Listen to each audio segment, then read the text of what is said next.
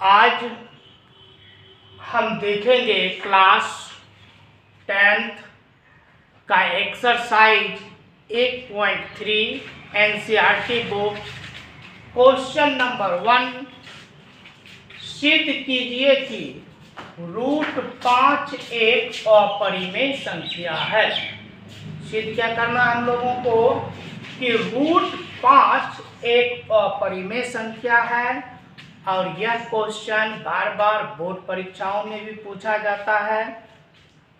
तो हम इस प्रश्न को हल करने के लिए सीखेंगे कि कैसे हम साबित करेंगे कि √5 एक अपरिमेय संख्या है। तो इसको साबित करने के लिए सबसे पहले हमें परिमेय संख्या की जानकारी जरूरी है, यानी हमको पता होना चाहिए कि परिमेय संख्या क्या है। तो जैसा कि हम जानते हैं, जिस संख्या को P/Q के रूप में लिख सकते हैं और जहां P और Q पूर्णांक हो तथा Q बराबर 0 नहीं हो तो उसे हम परिमेय संख्या कहते हैं। यानी परिमेय संख्या का मेन पॉइंट होता है, सबसे मेन पॉइंट कि हमें P और Q को पूर्णांक दिखाना पड़ता है, साथ ही साथ Q के स्थान पर 0 नहीं हो, यानी डिनोमिनेटर में अर्थात हर में 0 नहीं होना चाहिए। यदि हर में 0 हो जाता है तो वह अपरिभाषित हो जाता है। तो चलिए हम इस प्रश्न को सिद्ध करते हैं कि कैसे √5 एक अपरिमेय संख्या है। तो सबसे पहले हम क्या करेंगे, सबसे पहले हम 5 रूट जो 5 है इसे हम परिमेय संख्या मान लेंगे। सबसे पहले √5 को क्या मान लेंगे, परिमेय संख्या। तो आइए हम मानते हैं, माना कि √5 एक परिमेय संख्या है, परिमेय संख्या है जिसे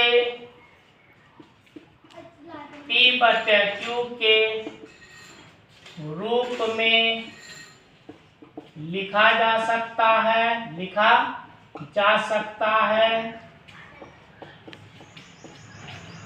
जहां P और Q पूर्णांक इस प्रकार है कि P और Q में एक के अतिरिक्त कोई उभयनिष्ठ गुणनखंड नहीं, उभयनिष्ठ गुणनखंड नहीं है और Q ≠ 0। यानी हमने लिखा है, माना कि √5 एक परिमेय संख्या है। जब परिमेय संख्या मानेंगे तो उसे हम P/Q के रूप में लिख सकते हैं और वह P और Q पूर्णांक होगा और इस प्रकार का पूर्णांक होगा कि P और Q में एक के अतिरिक्त कोई उभयनिष्ठ गुणनखंड नहीं होगा, साथ ही साथ हमारा हर 0 के बराबर नहीं होगा। यदि हर 0 होगा तो हमारा ये पूरा सिस्टम ही अपरिभाषित हो जाएगा, अनडिफाइंड हो जाएगा। तो इसलिए हम √5 बराबर लिख सकते हैं P/Q। जब हम दोनों तरफ वर्ग करेंगे तो हम पाएंगे √5 का स्क्वायर बराबर P/Q का स्क्वायर और होगा √5 का स्क्वायर 5 होगा, p का स्क्वायर p, q का स्क्वायर q होगा। यदि हम क्रॉस मल्टीप्लिकेशन करेंगे तो हमें प्राप्त होगा p स्क्वायर बराबर 5q स्क्वायर। इसका अर्थ है कि यह 5 जो है p स्क्वायर को डिवाइड करता है। समीकरण फर्स्ट।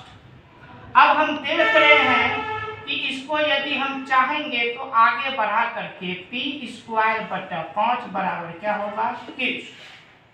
इससे क्या पता चल रहा है कि यह 5 हमारा p स्क्वायर को विभाजित करता है। तो हम लिखेंगे कि 5 p स्क्वायर को विभाजित करता है, इसलिए यह 5 जो है p को विभाजित करेगा और ये हमारा समीकरण सेकंड। हम पर जानते हैं कि यदि कोई संख्या उसके स्क्वायर को विभाजित करता है तो उस संख्या को भी विभाजित करेगा, क्योंकि आप उदाहरण ले सकते हैं।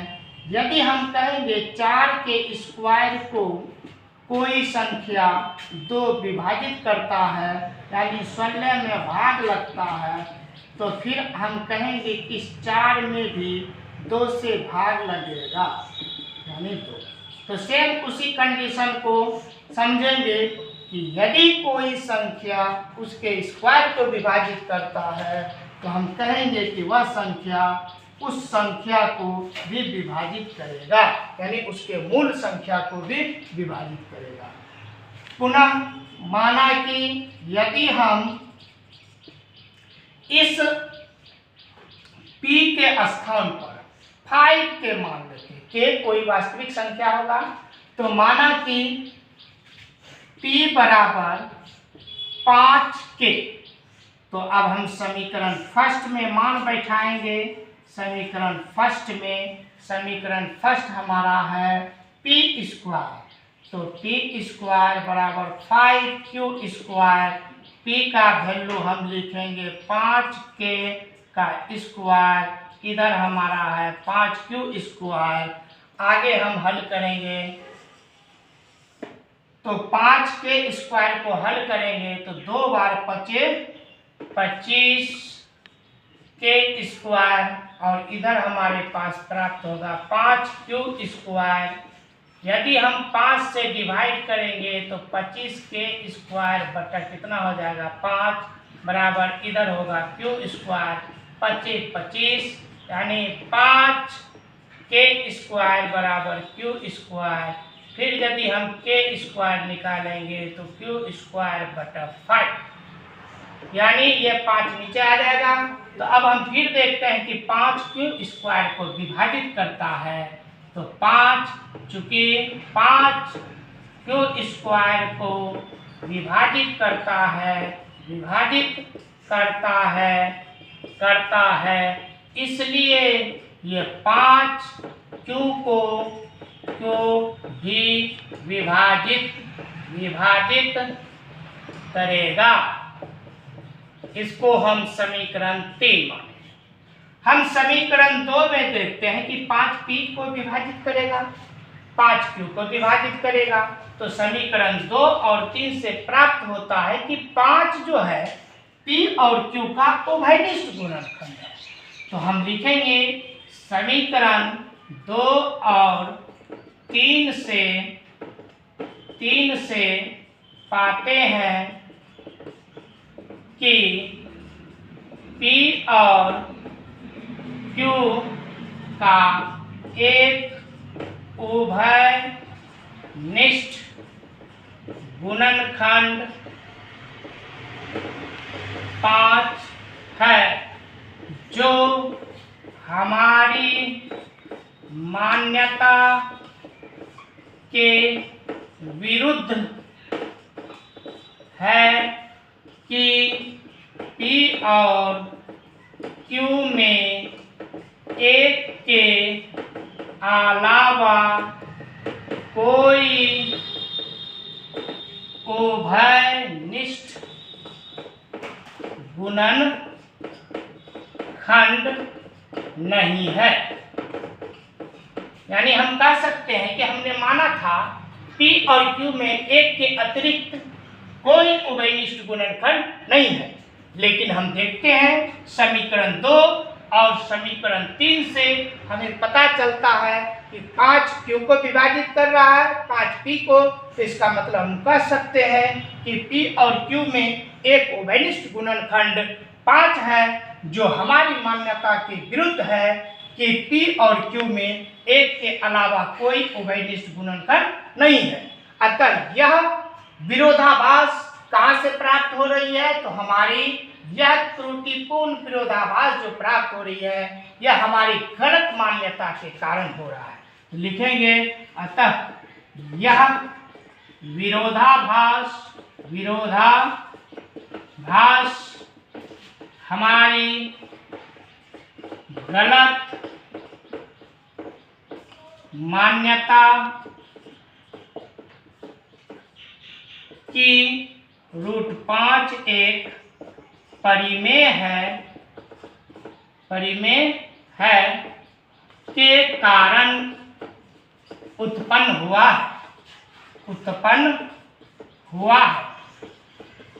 यानी यह विरोधाभास की √5 मतलब 5 P और Q में 5 एक उभयनिष्ठ गुणनखंड प्राप्त हो रहा है, जबकि हमने माना था कि P और Q में एक के अलावा कोई उभयनिष्ठ गुणनखंड नहीं है। तो यह विरोधाभास हमारी गलत मान्यता के कारण, क्या गलत मान्यता कि √5 एक परिमेय है के कारण उत्पन्न हुआ है। अतः यह इस प्रकार सिद्ध होता